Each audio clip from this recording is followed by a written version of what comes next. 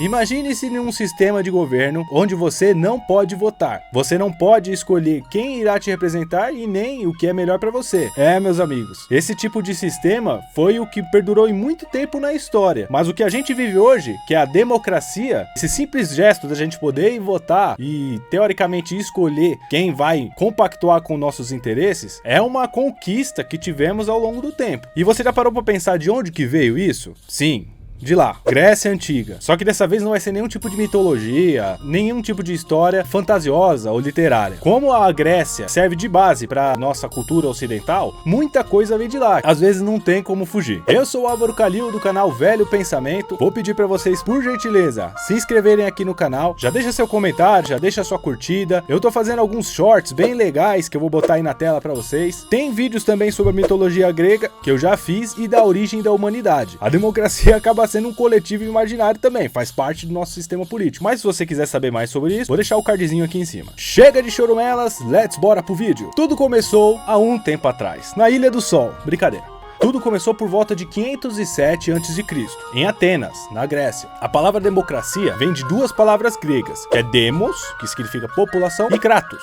Não tô falando do nosso careca favorito do God of War, não. Kratos significa poder em grego. Eu acho que é por isso que escolheram esse nome pro personagem. Só que essa democracia que surgiu em Atenas não era exatamente igual a que a gente tem hoje. Para começar a contar essa história que é tão importante pra gente, a democracia, que é nosso sistema de governo atual e da maioria dos países, a gente tem que voltar um pouco antes da Grécia Antiga, que é chamada a Idade das Trevas da Grécia. Lá na região da Grécia, eu vou botar um mapinha aí pra vocês, pode ficar tranquilo, você não precisa saber geografia não, o papo aqui é história. Existia uma civilização que a gente chama de civilização micênica. É mais ou menos uma categorização pra a gente falar dos povos que vieram antes da Grécia, ou que originaram, né? Poderia ser os considerados gregos hoje em dia, mas era uma civilização que é categorizada diferentemente na forma historiográfica. Depois da queda dessa civilização, como agora não tinha mais uma organização central, aquela região da Grécia ela foi fragmentada em várias cidades-estados. Cada cidade-estado era equivalente a um mini-país. Tinha suas próprias regras, tinha suas próprias tradições. A maioria das cidades-estados se tornaram oligarquias, onde os mais ricos governam a nobreza e os mais pobres acabam se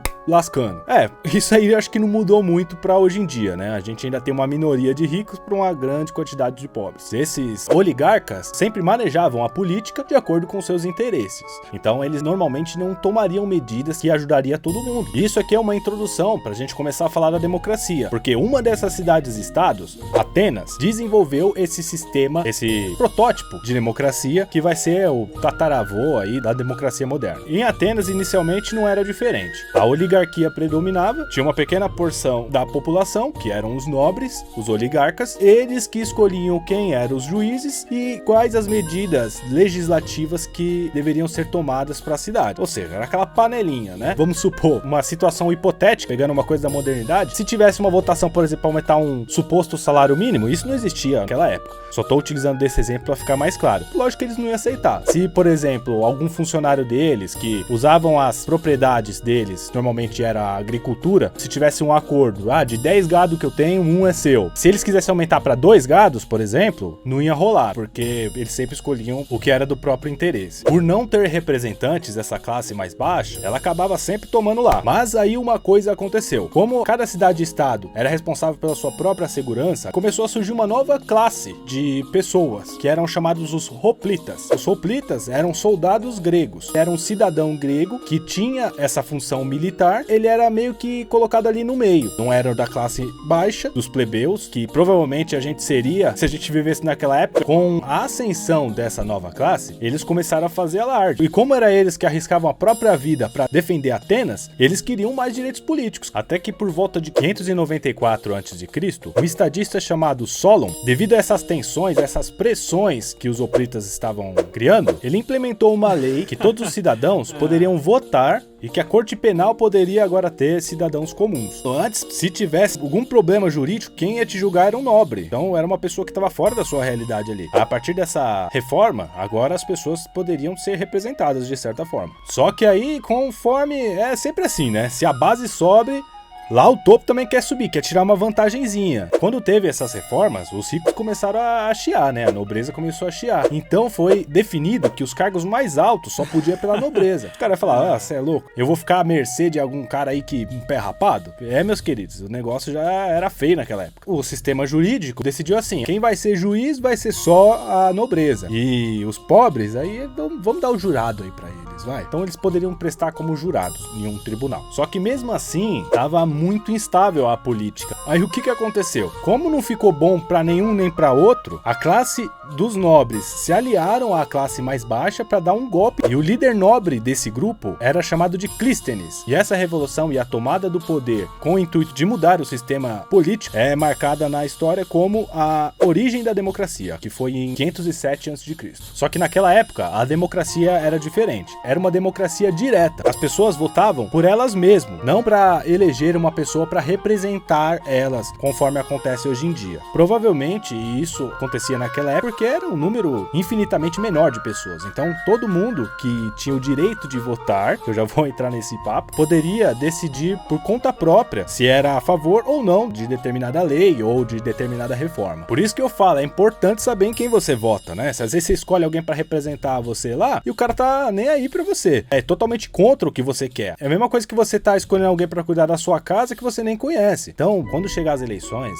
vê quem que é o candidato que mais parece com você, que mais parece com as suas ideias, para que seja como se fosse você nessa democracia direta grega. É eu que tô lá fazendo minha parte como cidadão. Voltando para Atenas, também começou a ter sorteios para posições de governo. Antes era só de pai para filho. Vamos supor, eu vou usar exemplos modernos para ficar fácil. Se você fosse prefeito, seu filho era prefeito também. Agora não, era um sorteio que, não sei se tinha maracutaia, né? Mas se fosse aqui no Brasil, com certeza teria. Mas como a gente viu, a Grécia também não é flor que se cheira. Reestruturou a Bulé, que é um protótipo de sistema legislativo. Então propunha novas leis, reformas. Isso já foi um tremendo avanço para a época. Você pensa, de uma oligarquia, um sistema onde só é mantido os direitos das pessoas nobres que estão lá no poder e onde as pessoas menos privilegiadas não têm nem chance de nem se defender juridicamente, nem na forma de propor reformas ou ter sua opinião posta, isso já é um avanço incrível. Só que mesmo com esse avanço, a democracia ateniense estava longe de ser o ideal. Não era nada igualitária, não tinha nada de equidade nisso, porque as pessoas que poderiam votar eram somente cidadãos de Atenas, e cidadão de Atenas, para eles, eram só homens de mais de 20 anos, a maioridade lá era de 18 anos já, mas eles passavam 2 anos no exército, e só ia ter mesmo direitos políticos depois de passar um tempinho lá no exército. As mulheres não tinham direito político, não tinha pitaco em nada. Os estrangeiros, por exemplo, o estrangeiro poderia ser considerado até um cidadão de Esparta ou um cidadão de outra cidade-estado. Para eles já não era cidadão de Atenas, então eles não iam ter direito político. Os escravos, que às vezes até podia ser ex-cidadãos de Atenas, que foram condenados por dívidas, era uma escravidão diferente do que a gente teve no Brasil aqui. Talvez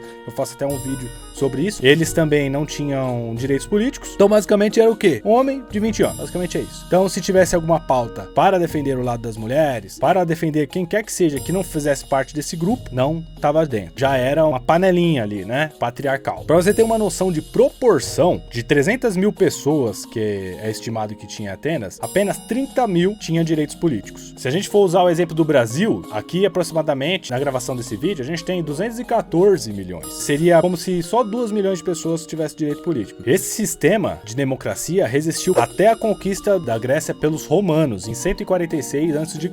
E só foi voltar a aparecer lá na Inglaterra em 1689. Olha esse gap que teve para as pessoas poderem ter direito de voto novamente. Foi uma coisinha lá no passado que ficou lá esquecido, que só foi ser restaurada em 1689. E a conclusão disso tudo é: a democracia ateniense foi o protótipo, foi a criação, o primeiro start sobre as pessoas terem direitos individuais, poderem escolher o que é melhor para si, sem ficar concentrado numa panela. Sempre vai ter a panela, não tem jeito. A gente que estuda história vê, né? Sempre vai ter a panela ali, vai ter interesses, mas foi um avanço para a época. Quem sabe se não tivesse tido esse avanço, se hoje a gente não ia estar vivendo em um sistema oligárquico ainda, ou um sistema monárquico, não sei, né? Isso são só especulações. Lembrando que todo o conteúdo que eu falo é baseado em fontes confiáveis. Esse episódio de hoje foi baseado no livro da história. São vários autores dentro de um compilado sobre história, que eu aproveito para utilizar nos vídeos. Eu agradeço a atenção. Quem ficou aqui comigo, com certeza aprendeu muita coisa e até...